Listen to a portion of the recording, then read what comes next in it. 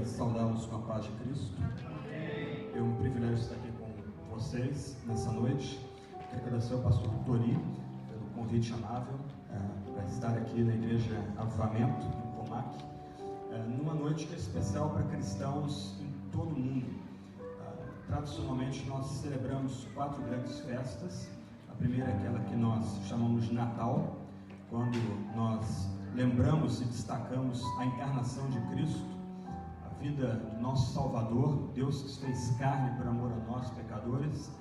E nesses dias nós celebramos a paixão e a ressurreição de nosso Salvador. Então, tradicionalmente, hoje é aquela noite em que nós destacamos que aquele que nasceu na carne, Deus encarnado, o eterno Filho de Deus que se tornou carne, ele também morreu por pecadores. Ele foi levantado na cruz por nossos pecados, por nossas transgressões e iniquidades.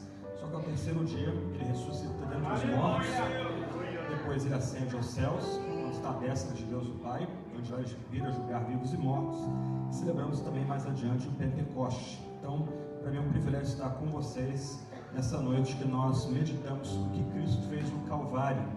Eu queria pedir aos irmãos e irmãs para abrir suas Bíblias no livro de Romanos, capítulo 3, versos 21 a 26.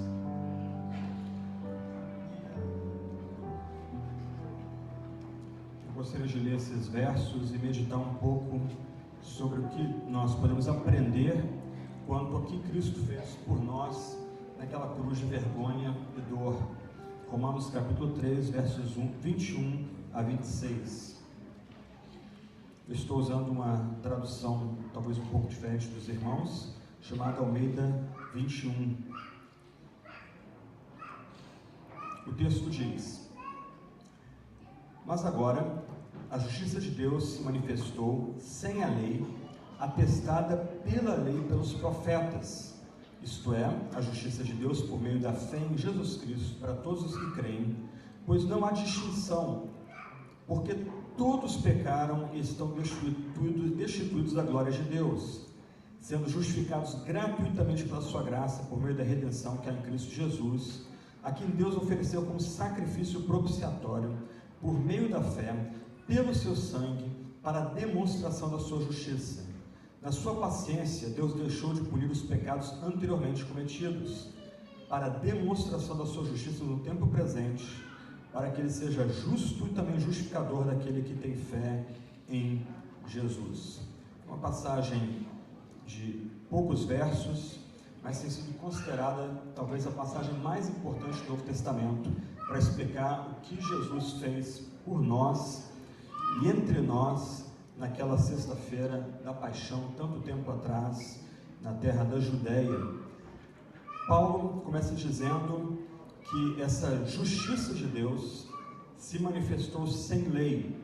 Um ponto importante que a gente precisa destacar nessa começo de reflexão aqui, é que para Paulo, Deus sempre é justo, Deus é completamente reto, em Deus há completa bondade e santidade. Deus não é um ser caprichoso, cujo seu caráter fica variando, mas Deus sempre é justo, sempre reto e sempre santo. Só que quando Paulo diz que a justiça de Deus se manifestou, Paulo levanta um problema que anteriormente ele está tratando na sua epístola, e ele menciona esse problema no verso 23. Ele destaca, diante desse pano de fundo que que Deus manifestou sua justiça, que todos pecaram e estão destituídos da glória de Deus. Todos pecaram e destituídos estão da glória de Deus. No capítulo 1, versos 18 a 32, Paulo mostra que os poderosos desse mundo estão debaixo da ira santa de Deus. Ele mostra que esses poderosos não podem pretextar ignorância, porque Deus se revelou claramente pelos seus atributos na criação. Ele, por assim dizer, gravou na criação a sua assinatura. E esses poderosos, em vez de dar glória a Deus, preferiram adorar a criatura e não o Criador. Eles preferiram adorar homens, aves, quadrúpedes e répteis, e não dar glória ao Criador. Então, no primeiro capítulo dessa epístola, Paulo mostra que os poderosos, aqueles que supostamente são ignorantes dessa justiça, eles já estão debaixo da ira de Deus. Aliás, Paulo nos desafia no primeiro capítulo, a lembrar que Deus está irado não apenas contra o pecado, mas contra o próprio pecador. O pecador já está debaixo da ira, como Paulo demonstra nessa primeira parte da sua epístola. Imediatamente depois, ainda pensando no verso 23, do capítulo 2, verso 1 até o verso 16, Paulo lembra que os moralistas desse mundo, eles também estão debaixo da ira de Deus. Aqueles que rapidamente denunciam as falhas, os pecados e fracassos morais dos outros, como descrito aí no capítulo 1, verso 18 a 31, Paulo fala ali de pecados terríveis, pecados horrorosos. Ele destaca que alguns moralistas diriam: nós não somos desses aí, a gente não comete esse tipo de pecado, Deus realmente tem que estar irado com esses. Aí Paulo vai lembrar que Deus também está irado contra os moralistas, porque Deus nos criou como seres morais. Ele gravou, e ele fala disso no verso 21, uma lei dentro de nós. E quando nós agimos contra essa lei, nossa consciência é violada, e essa dor que sentimos na consciência é um tipo de prova de que existe um Deus acima de nós, e esse Deus também está irado contra os moralistas. Mas um outro grupo foi cortado da presença de Deus, outro grupo foi destituído da glória divina, porque também é pecador. Então, a partir do capítulo 2, verso 17, até final aí do capítulo 3, verso 20, Paulo vai lembrar que até mesmo religiosos, que têm diante de si os oráculos divinos, tem os sinais do favor divino, como a circuncisão, até mesmo religiosos também podem estar destituídos da glória de Deus. Mesmo homens e mulheres da igreja podem estar cortados da glória de Deus, na medida que essas pessoas, esses religiosos, acham que podem chegar a Deus por desempenho, por cumprir alguma lei.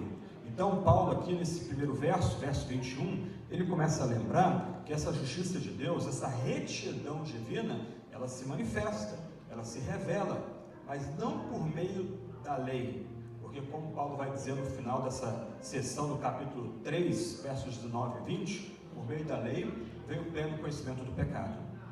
Nós não conseguimos entrar numa relação correta com Deus pelo mero cumprimento da lei.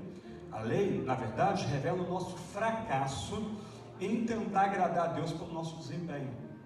A lei é como um tipo de bússola moral dada pelo próprio Deus, que despedaça toda a nossa arrogância, toda a nossa autossuficiência, toda a nossa tendência de achar que nós podemos construir uma ponte para, ultrapassando o abismo, chegar ao próprio Deus.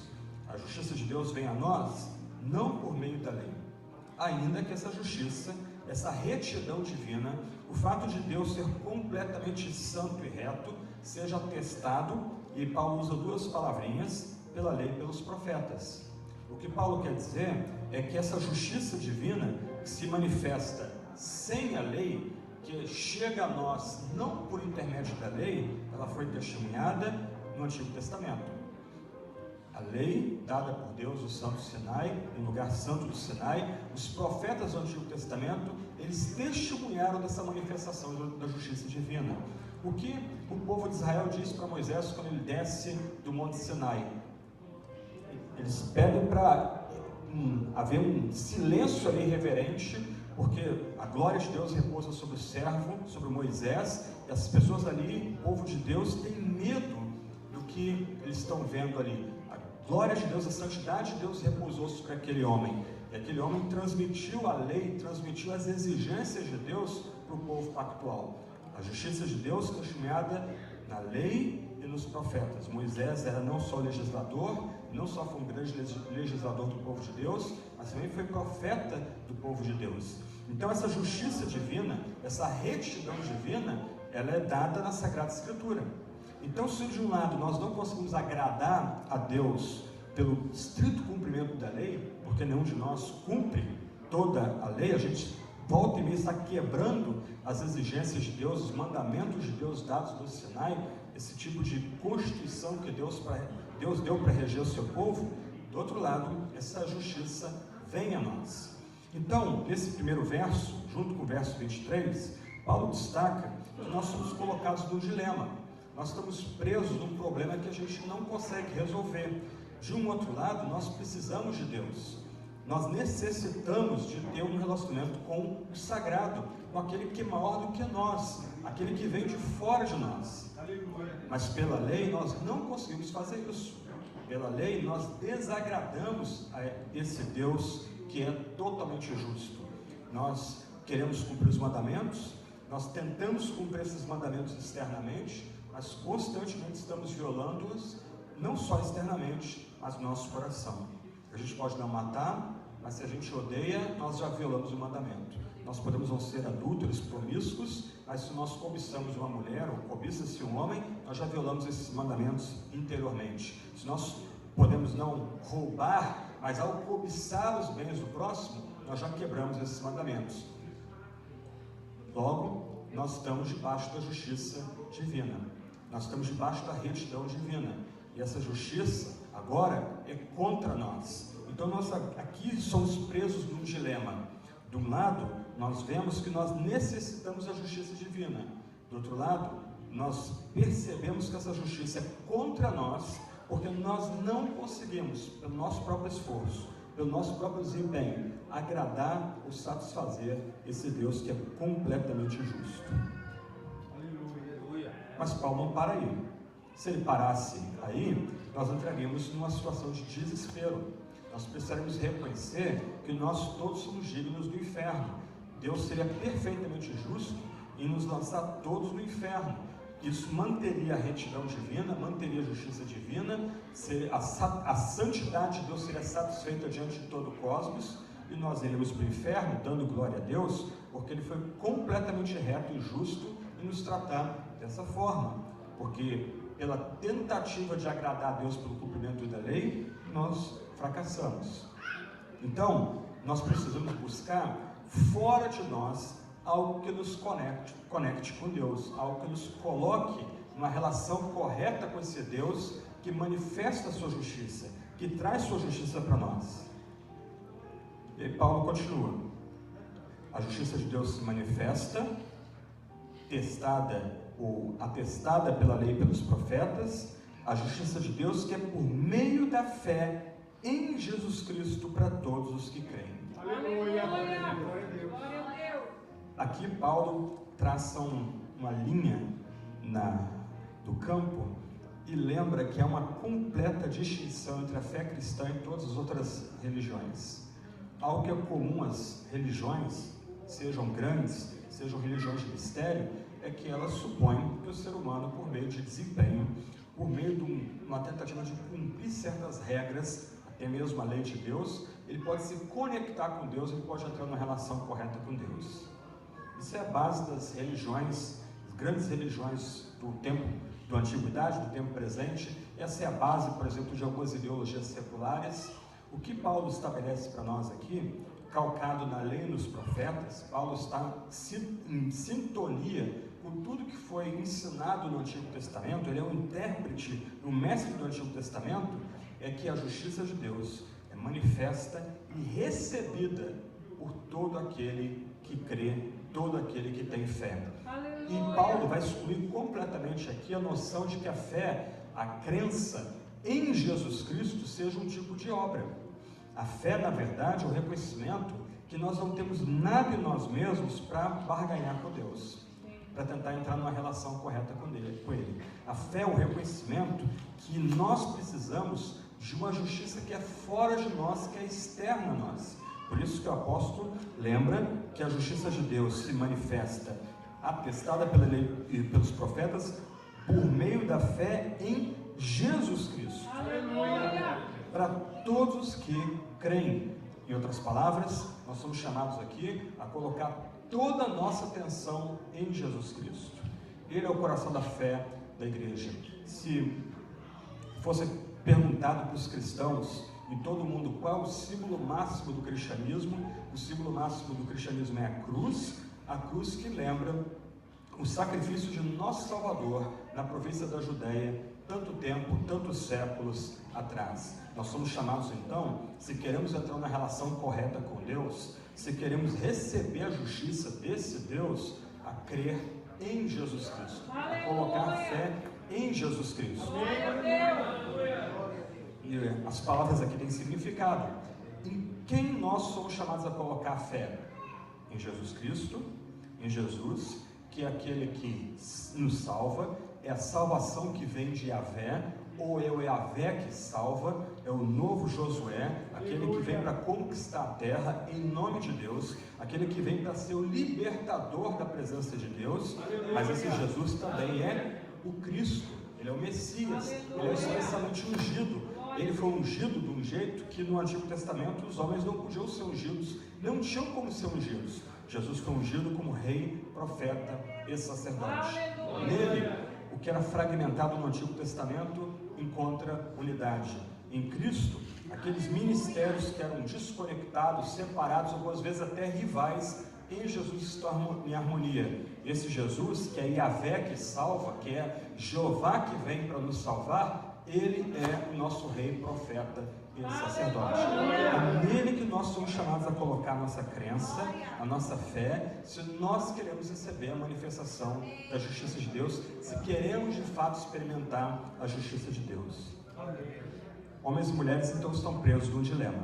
Eles têm diante de si um Deus que é completamente justo, mas eles se reconhecem como aqueles que quebram a lei, que quebram os mandamentos. Como é que eles podem satisfazer esse Deus? Como é que eles podem agradar esse Deus? Eles não têm como satisfazer e agradar a Deus.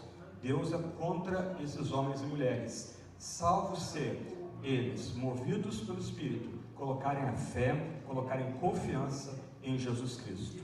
Ainda sobre a fé, a gente precisa lembrar, e Paulo frisa isso mais adiante, que essa fé não é uma obra que nós operamos. Essa fé, na verdade, é descansar, é confiar somente em Jesus Cristo, como aquele que nos conecta com Deus. Por isso, Paulo, nos versos 27 desse mesmo capítulo, 27 em diante, ele vai dizer: onde há motivo para orgulho, foi excluído. Por qual lei? Das obras? Não, pela lei da fé. Qual o ponto de Paulo aqui? A fé verdadeira, a fé que nos salva, a fé que nos conecta com Jesus Cristo e por meio dele, com o próprio Deus que nos dá essa justiça, nos confere justiça, essa fé exclui completamente as obras. Por isso que um cristão verdadeiro é uma pessoa humilde, uma pessoa cordata, uma pessoa que se coloca numa atitude de submissão para com Deus. Um crente orgulhoso é uma contradição de termos. Um crente orgulhoso, ele ainda supõe poder agradar a Deus por meio do seu desempenho, por meio do seu mérito pessoal. Agora, um cristão que entende que tudo que ele precisa para entrar na relação correta com Deus está em Jesus Cristo, que ele é chamado a crer apenas em Jesus Cristo, esse tal vai ser quebrantado, vai ser um crente humilde, vai ser um crente que descansa apenas em Jesus Cristo. Então, a salvação pela fé exclui o mérito, exclui também o orgulho. A justiça de Deus é manifestada por meio da fé em Jesus Cristo para todos os que creem. Um ponto último ainda nesse versículo aqui é que Paulo vai destacar que a fé não é a base da nossa relação, dessa nova relação com o próprio Deus. A fé não é um tipo de mérito que nós alcançamos a presença de Deus. A fé é o meio pelo qual nós nos agarramos a Jesus Cristo. Nos versos 25 e 26, Paulo vai ter bastante para falar sobre Jesus. Vamos falar daqui a pouquinho. 24, 25 e 26. Mas, se você quiser visualizar o ponto aqui, você tem diante de você, na sua mente, a cruz, uma base sustentando essa cruz de pé. A fé é o meio pelo qual nos apropriamos das graças que vêm da cruz, mas nós somos conectados com Deus, nós recebemos a justiça divina, não como condenação, mas como justificação, e tem a base, por causa da graça de Deus em Jesus Cristo. Aleluia. Nós não somos salvos pela fé, nós não somos conectados com Deus por causa do tamanho do poder da nossa fé, nós somos conectados com Deus porque Ele é um Deus gracioso. Ele envia graciosamente seu Filho para se entregar pelos nossos pecados. Então, a fé aqui não é um tipo de mérito. A fé não é o fundamento da nossa nova relação com Deus. Na verdade, o fundamento é a própria graça de Deus em Jesus Cristo. Justiça de Deus por meio da fé em Jesus para todos que creem. Um ponto importante, que já tem sido frisado em alguns momentos desse culto, é que nós sofremos, nós padecemos. E um ponto que eu julgo curioso aqui, é que muitas vezes nós nutrimos noções de fé que são irreais e não são bíblicas. Diante do sofrimento, nós supomos que a gente deve instar aqueles que sofrem, devemos exortar aqueles que sofrem a ter uma fé forte, uma fé grande. Nós temos algumas frases de efeito, uma fé muito forte, muito poder, uma fé fraca, pouco poder, coisas desse gênero. Mas Paulo, em nenhum momento aqui, nos versos 22 e depois 27 em diante, ele fala do tamanho da fé. Em nenhum momento aqui ele estabelece algum tipo de nível de fé. Ele diz simplesmente que nós devemos ter fé em Jesus Cristo, por causa da justiça de Deus manifesta. Em outras palavras, irmãos e irmãs, não importa o tamanho da sua fé, importa que você tenha fé. No capítulo 4, Paulo vai usar Abraão como modelo da fé. Ele vai falar de Davi como modelo da fé. Quem foi Abraão? Abraão era um homem que morava em Ur dos Caldeus, onde seria o atual Iraque.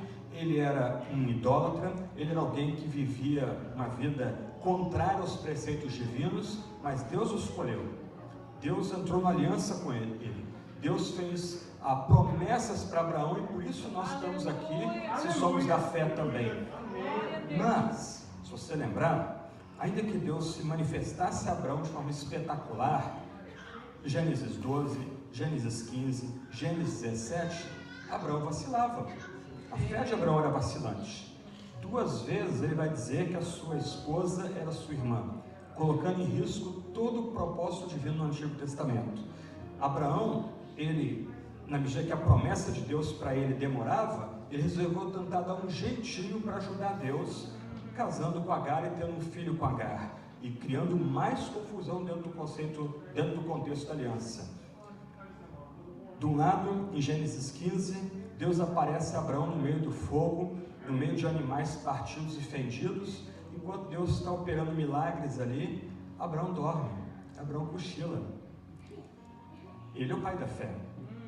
Então, quando Paulo destaca aqui que a justiça de Deus por meio da fé em Jesus, para todos os que creem, é o meio pelo qual nós nos relacionamos com Deus e encontramos a justiça divina, Paulo lembra que não importa o tamanho da nossa fé, importa que a gente tenha fé em Jesus Cristo. Aleluia! E algumas vezes, quando nós experimentamos mais fraqueza, mais dor, é que nós experimentamos mais essa justiça de Deus em Jesus Cristo que vem a nós. Esse é um ponto. A fé é o meio pelo qual nós nos reconectamos com Deus. A fé é o meio pelo qual, por meio de Jesus, a justiça de Deus é manifesta, não contra nós, mas agora a favor de nós. Mas há um ponto interessante aqui. O texto continua dizendo que não há distinção, pois todos os pecados estão destituídos da glória de Deus, sendo justificados gratuitamente pela sua graça, etc.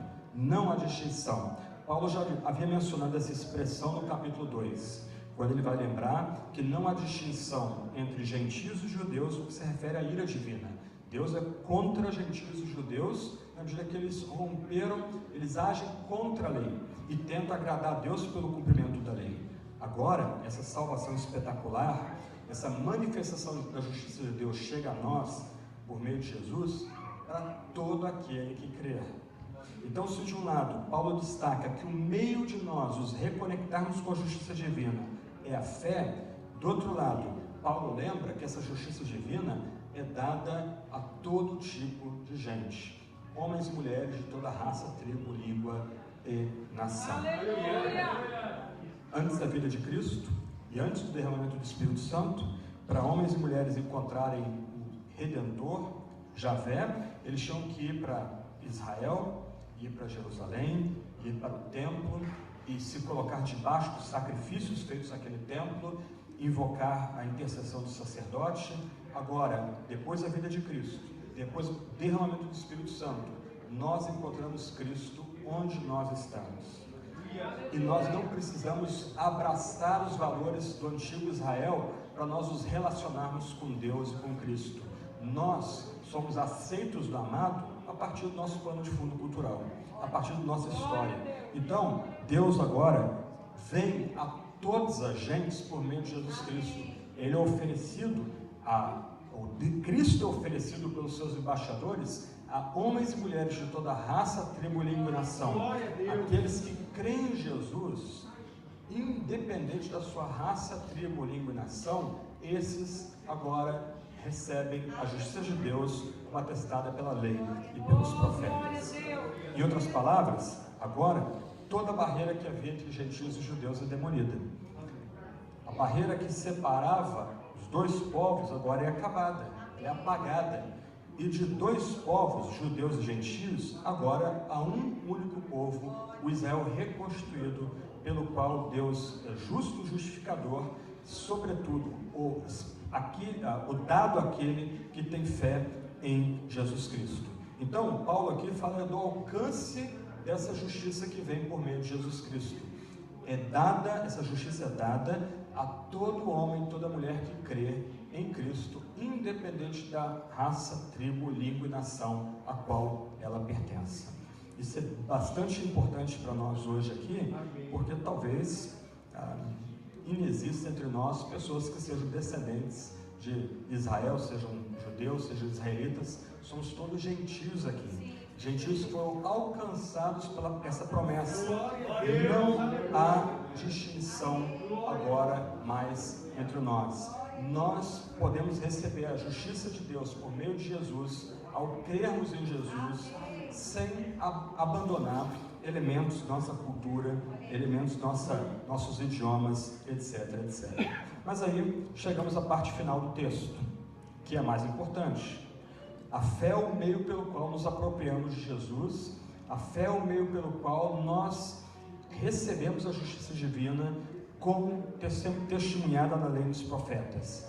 Essa justiça divina agora é oferecida a todo tipo de homem e mulher, ou homens e mulheres de toda raça, tribo, língua e nação. Mas qual é a base daquilo que nos é oferecido? Mais precisamente, o que é de fato nos oferecido na cruz, naquele sacrifício de Jesus na cruz do Calvário? Paulo volta ao ponto. Ele vai dizer que nós fomos justificados gratuitamente pela sua graça, por meio da redenção que há em Cristo Jesus, a quem Deus ofereceu como sacrifício propiciatório por meio da fé, pelo seu sangue, para a demonstração da sua justiça. Nós temos algumas palavras preciosas aqui. A base daquilo que nos é oferecido é a graça gratuita de Deus em Cristo Jesus. Isso é bem enfatizado no verso 24. O que nos é oferecido gratuitamente pela sua graça. O que Deus fez em Cristo nos é oferecido, é colocado diante de nós, não pelos nossos méritos, não pelo nosso desempenho, não pelas nossas obras ou supostos bons feitos, mas por causa da graça graciosa, porque Deus tem prazer em dar dádivas aos piores pecadores. Então a base do que Deus fez em Cristo, na cruz, essa graça gratuita. Graça gratuita. Mais ênfase do que isso é impossível. Nós não somos salvos pela fé. A fé é o meio pelo qual nós recebemos a graça. Nós somos salvos pela graça de Deus em Cristo. Uma graça que é livre, uma graça que é gratuita, uma graça que não depende do nosso mérito, uma graça que alcança, na verdade, os piores pecadores, aqueles que não são nada para o mundo, esses que são, muitas vezes, os primeiros a receber, a serem beneficiados por essa graça gratuita. Aleluia.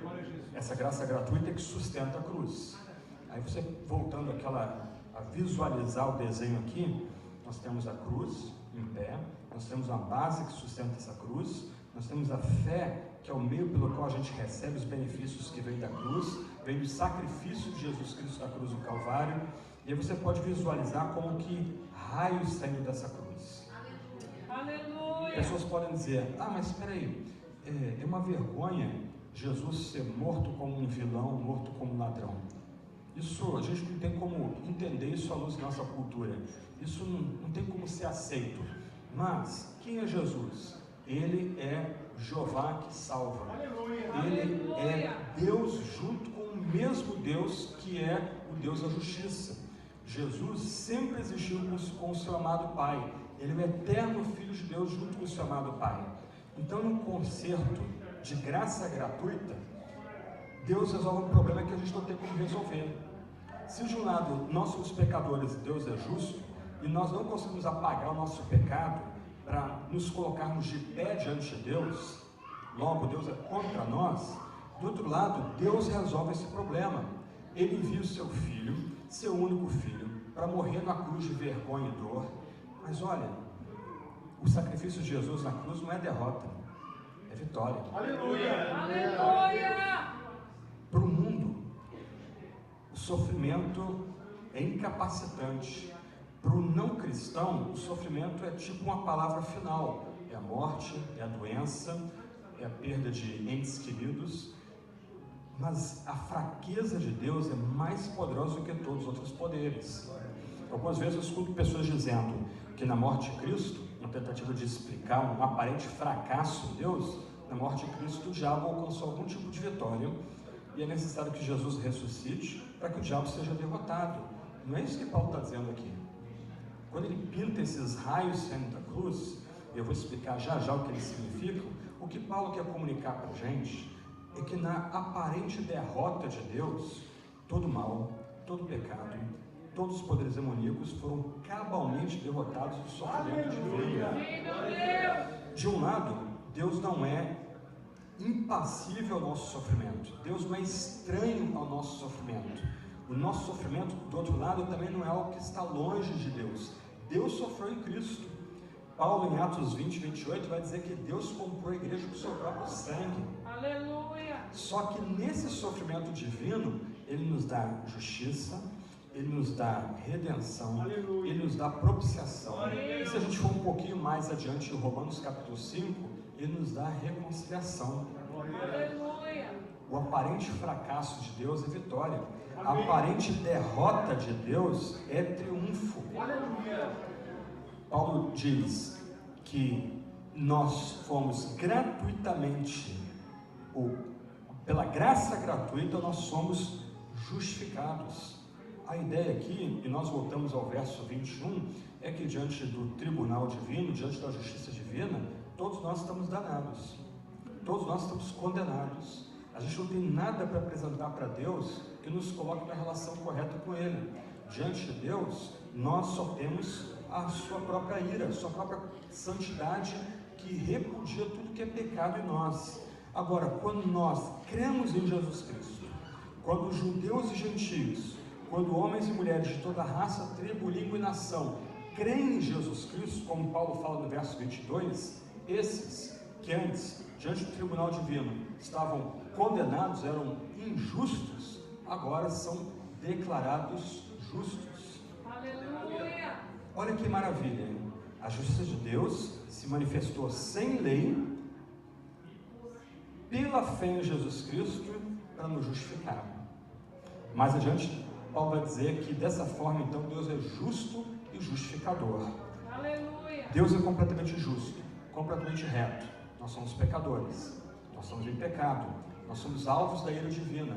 A gente não consegue pular isso, a gente não consegue resolver esse dilema de como nós abandonamos o pecado para voltar para Deus. Deus resolveu isso em Cristo. E presta atenção, quando nós cremos em Jesus, quando nós confiamos nele, como Paulo diz no verso 22, o Deus justo nos atribui justiça. Aleluia. A base da cruz é a graça divina. A graça da cruz é que Cristo é sem pecado. Pode deixar. A graça da cruz é que Cristo sem pecado morreu por pecadores. Aquele que nunca pecou, nunca cometeu pecado, se entregou no lugar dos piores pecadores. Deus justo, ao crermos em Jesus, nos declara homens e mulheres completamente justos e retos. Aleluia! Em outras palavras, quando nós cremos em Jesus, todos os nossos pecados foram apagados. Aleluia! tudo que poderíamos ter feito ou fizemos, e tudo que poderíamos fazer, ou até mesmo algumas vezes fazemos, quando cremos em Jesus, quando colocamos nossa fé nele, tudo isso foi apagado. Antes, Deus nos via de forma direta.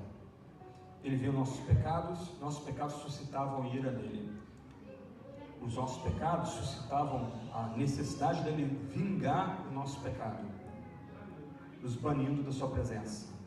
Agora, quando nós cremos em Cristo, é como se a cruz de Cristo se interpusesse entre nós e Deus, e toda a ira de Deus é consumida e esgotada em Jesus Cristo.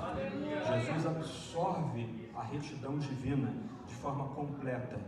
O Filho de Deus, o eterno Filho de Deus, ele satisfaz completamente Jesus Cristo.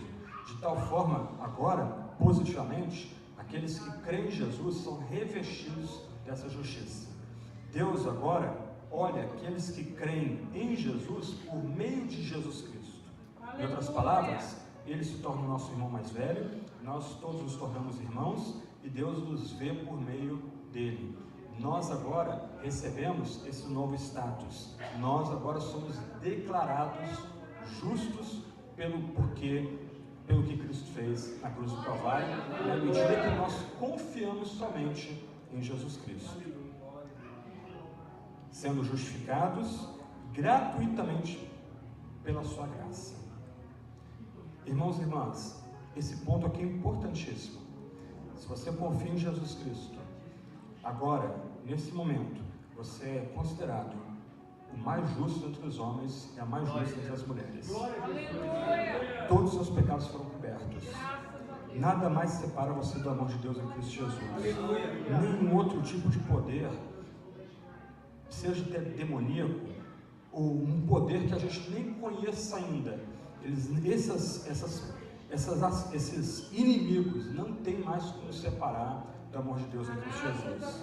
Nós somos agora vistos como homens e mulheres completamente justos por Deus. O Deus justo atribui a nós justiça por causa de Cristo Jesus, pelo que Cristo fez na cruz do Calvário. Então, diante do tribunal divino, nós já fomos absolvidos. Aleluia.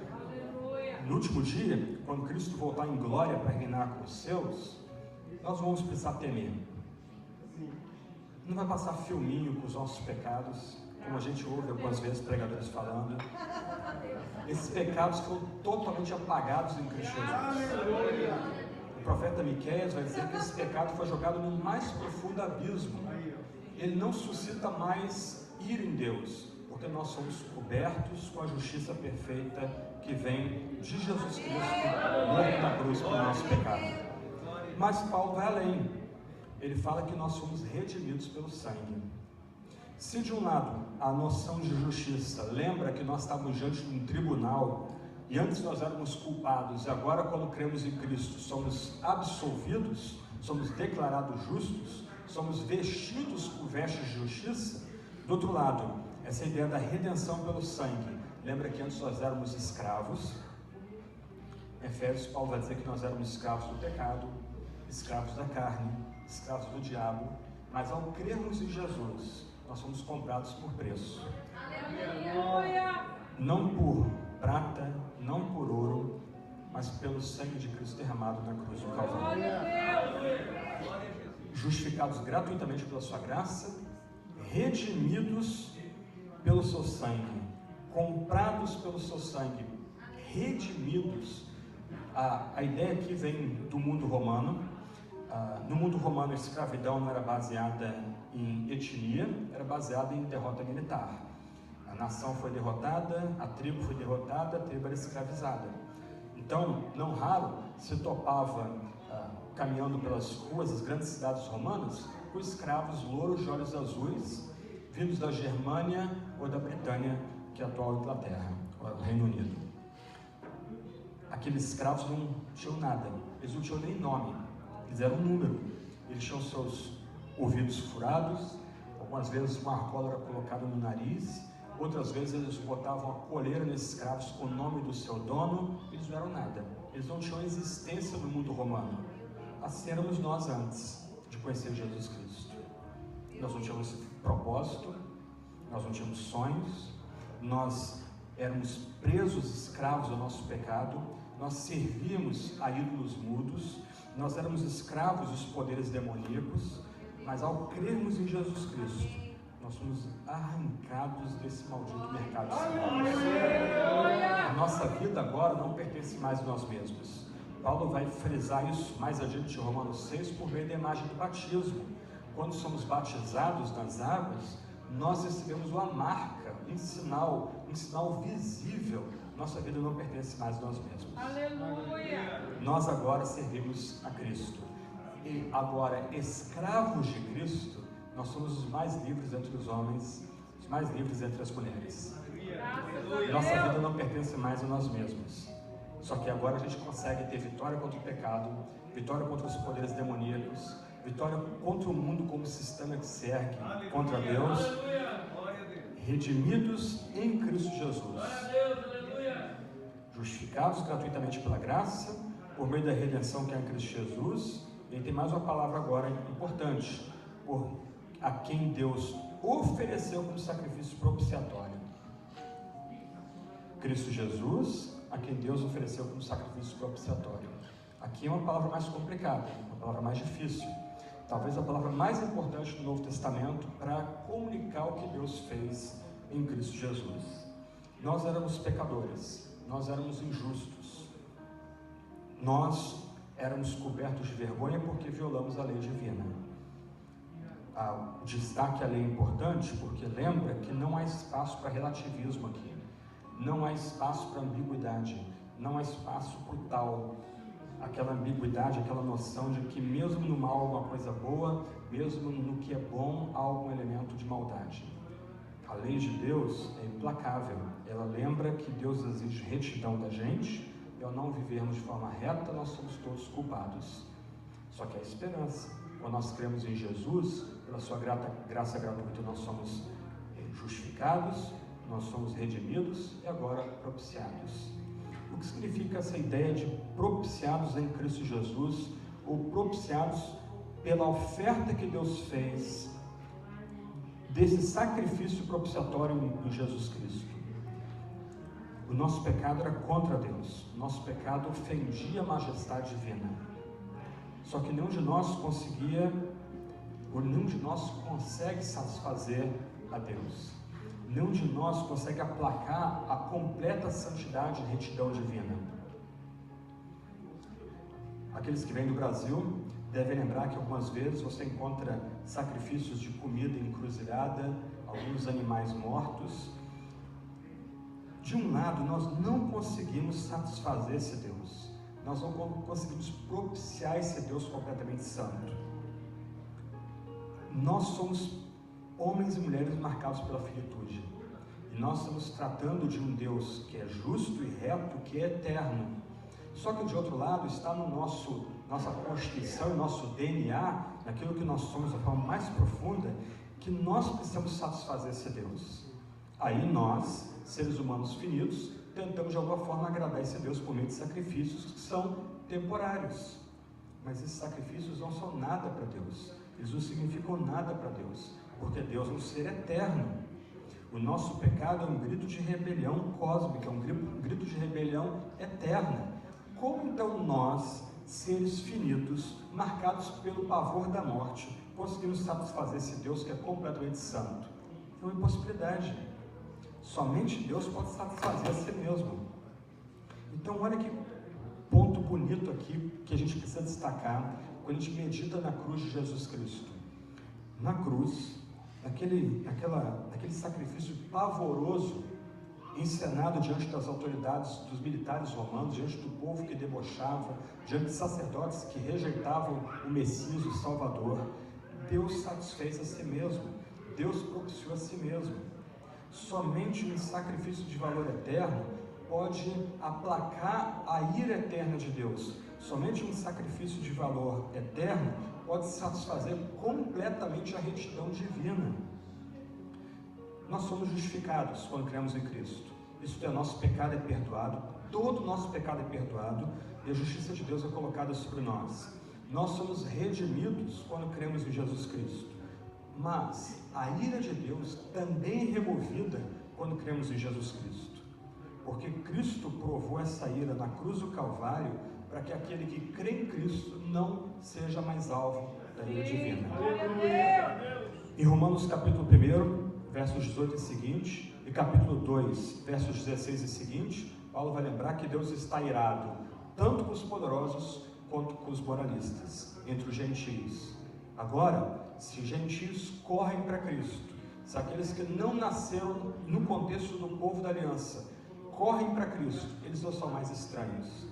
Eles são incluídos no povo da aliança também. Eles reconstruem Israel por causa do que Deus fez em Cristo no Calvário. O Deus que satisfaz a si mesmo. Esses sacrifícios, então, que seres humanos tentam fazer, colocar nas ruas, nas encruzilhadas e cemitérios, eles não significam nada para Deus. Eles podem ter algum tipo de aparência de bondade, mas eles não têm como satisfazer a Deus. O único sacrifício que satisfaz a Deus é o sacrifício de Jesus naquela cruz, tanto tempo atrás, que nós celebramos dessa sexta-feira. Naquele sacrifício, Deus satisfez a Deus. O próprio Deus aplacou a si mesmo. A santidade, que é eterna tanto quanto Deus, foi eternamente satisfeita no sacrifício de Jesus na cruz do Calvário. Por isso que Paulo vai dizer então que Deus ofereceu como sacrifício propiciatório seu próprio Filho. E mais uma vez ele destaca aí, por meio da fé, pelo seu sangue, para a demonstração da sua justiça. Em outras palavras, a propiciação destaca de novo para nós que Deus é completamente justo. E Deus requer de nós justiça. Só que, mais uma vez, nós não conseguimos produzir essa justiça. Nós só conseguimos ficar de pé diante de Deus, tendo como Pai, por causa do que Cristo fez no Calvário. E ao crermos no que Cristo fez no Calvário, nós somos revestidos de justiça, retidão e também propiciados. Paulo, em Romanos 5, verso 1 em diante, vai destacar outra palavrinha importante, vai dizer que nós também fomos reconciliados e por isso já temos paz com Deus, se cremos em Jesus Cristo. Em outras palavras, sem Cristo e sem fé nele, nós éramos estranhos, nós errávamos no mundo, a gente não tinha nenhuma direção para a nossa vida aqui. Agora, quando nós cremos em Jesus, nós somos reconciliados, nós somos contados agora como filhos e filhas amados por causa do que Jesus fez na cruz. Então, o sacrifício de Jesus não é derrota. A aparente vergonha do sacrifício de Jesus Cristo, na verdade, é triunfo. No seu sofrimento, no seu abandono na cruz, no seu grito, Deus meu, por que me desamparaste, nós temos triunfo. Aleluia. Nós temos vitória. Aleluia. Porque por meio da fraqueza de Deus, quando nós cremos em Jesus, nós somos justificados, nós somos redimidos, nós somos propiciados e reconciliados. E por fim, para encerrar, essa obra de Cristo é tão potente, que ela destaca a paciência divina. Final do verso 25 e depois do verso 26. Homens e mulheres pecaram antes da vinda de Cristo. O povo de Israel, eles precisavam de um templo e precisavam fazer um grande sacrifício de expiação todo ano para cobrir os pecados do povo de Israel. Só que era um sacrifício de valor temporário. Ovelhas, seres mortais, não têm poder de satisfazer um ser que é imortal como o próprio Deus, um ser que é eterno como o próprio Deus. Aquele sacrifício do Antigo Testamento apontava para o sacrifício maior que viria a ocorrer. O que acontece agora é que, presta atenção, o sacrifício de Jesus, a aparente derrota de Jesus é tão poderosa, que perdoa não apenas os pecados daqueles que vêm depois de Jesus, mas apaga também os pecados daqueles que vieram antes de Cristo. Aleluia! Por isso, quando você lê Hebreus 11 e 12, tem que ler os dois capítulos juntos, você tem a galeria dos heróis da fé, homens e mulheres que precederam a gente, vieram antes da gente e mostraram o tamanho da sua fé em Deus. Abraão, Raabe, tantos outros, Isaac, Sansão, literalmente uma seleção de heróis da fé. Só que aí o autor de Hebreus, o apóstolo, continua dizendo que Cristo foi o autor e consumador da fé de todas aquelas pessoas. Aleluia! Em outras palavras, o que Jesus Cristo fez na província romana da Judéia, mais ou menos em 33 depois de Cristo, foi tão poderoso, que os pecados de quem viveu antes de Jesus foram perdoados pelo que ele fez naquela cruz, e os pecados de todos aqueles que viveram depois de Cristo foram perdoados pelo que Jesus fez na cruz. Aleluia! Corretamente entendido, então, o sacrifício de Jesus foi triunfo. Aleluia! Graças a Deus! A morte de Cristo na cruz, uma cruz como cantava-se antigamente, uma cruz de vergonha e dor, na verdade é o triunfo de Deus sobre a morte, sobre o diabo e seus demônios, sobretudo sobre o nosso pecado. Você já crê em Jesus? Essa talvez seja o primeiro destaque que eu preciso fazer nessa noite. Você confia em Jesus Cristo? Você coloca a sua fé somente em Jesus Cristo? Se você colocar sua fé nos líderes da igreja, você vai se decepcionar. Se você colocar sua fé na instituição, na igreja, você talvez fique chocado ao descobrir pecados cometidos dentro dessa igreja, às vezes até em nome da fé. A pergunta importante aqui é: você crê em Jesus Cristo? Você crê em Jesus Cristo, que é aquele que traz salvação de Javé, é o próprio Jeová que salva, o que foi especialmente ungido como rei, profeta e sacerdote? Você crê nesse Jesus que tem poder para ser o seu justificador, o seu redentor, o seu propiciador, o seu reconciliador? Aleluia! Coloca fé em Jesus, corre para Jesus Cristo, descansa nele. Ele é o enviado de Deus. Ele se entregou em amor ao seu próprio Pai para salvar uma multidão de pecadores. Como Paulo diz, numa distinção, esse Cristo salva homens e mulheres de toda raça, tribo, língua e nação. Glória a Deus! Crê em Jesus, confie em Jesus.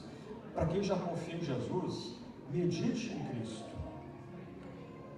Saboreie o que Jesus fez por mim e por você naquela cruz, tanto tempo atrás. Olha para aquela cruz, pensa nos raios que saem daquela cruz, os benefícios que vêm daquela cruz, e veja quanto você tem sido abençoado e abençoado. Aleluia! O mundo tenta nos desfigurar, o mundo tenta fazer uma caricatura da gente.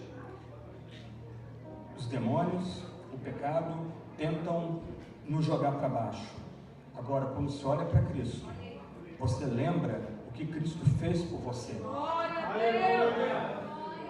Traga à sua memória que você, se crê em Jesus Cristo, você já foi justificado ou justificada, você já foi redimido ou redimida, você teve seus pecados, todos eles propiciados, você já foi reconciliado ou reconciliada, por isso você já tem paz com Deus por meio de Jesus Cristo.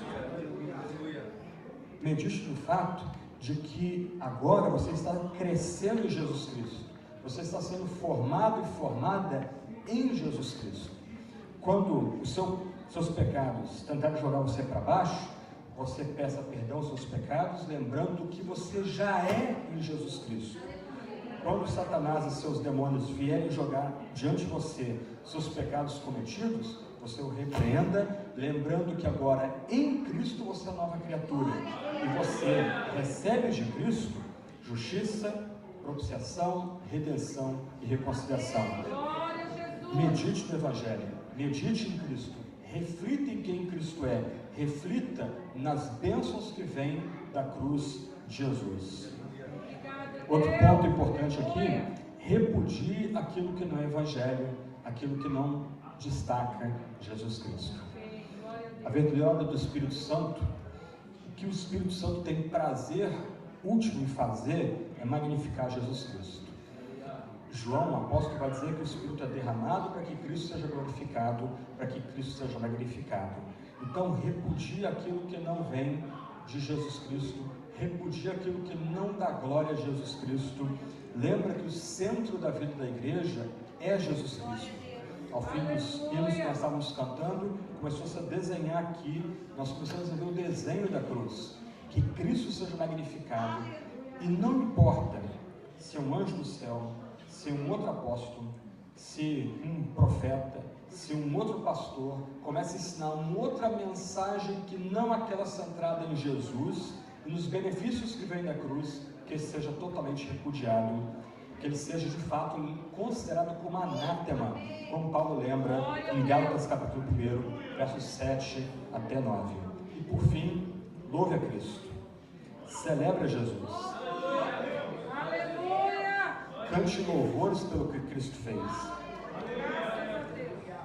Irmãos, nós estávamos presos num problema que nós não tínhamos como resolver. Deus é totalmente santo, nós pecadores, a gente não tinha como pular esse abismo na direção de Deus. Mas Deus veio para nós. Deus, por assim dizer, criou uma ponte sobre o abismo que é o próprio Jesus. E em Jesus, o sacrifício de Jesus, na morte horrorosa de Cristo, nós encontramos justiça, redenção, propiciação, reconciliação. A gente tem que louvar, a gente tem que celebrar, a gente tem que cantar Jesus Cristo. Eu gosto muito do hino antigo, poucos lembram desse hino, um hino da década de 90, final da década de 80, começo da década de 90, um hino pequenininho, 2 estrofes, eu também não canto nada, mas o hino diz assim: glória para sempre ao Cordeiro de Deus que venceu, glória para sempre ao Cordeiro de Deus que venceu, toda glória e honra pertence somente a Jesus, pois sua obra foi plena, completa, gloriosa na cruz. Eu não sei, não conheço suas lutas, não conheço as tentações que desafiam sua vida, mas sempre que a gente entra para essa casa, a gente tem que entrar celebrando e louvando. Toda glória e honra pertencem somente a Jesus, pois sua obra foi plena, completa, gloriosa na cruz. E se você crê em Cristo, se você descansa em Cristo, você recebe como dádiva, como graça graciosa, essa obra plena, completa e gloriosa na cruz. Vamos orar, depois nós cantamos.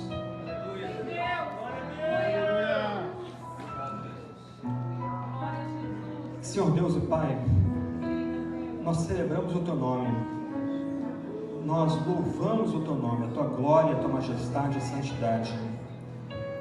Nós estávamos presos em nossos delitos e pecados, éramos escravos do mundo, da carne e do diabo, mas, ó Deus, Deus de graça e misericórdia, o Senhor se compadeceu da gente. O Senhor enviou o Teu único Filho, Filho do Teu amor, para morrer pelos nossos pecados.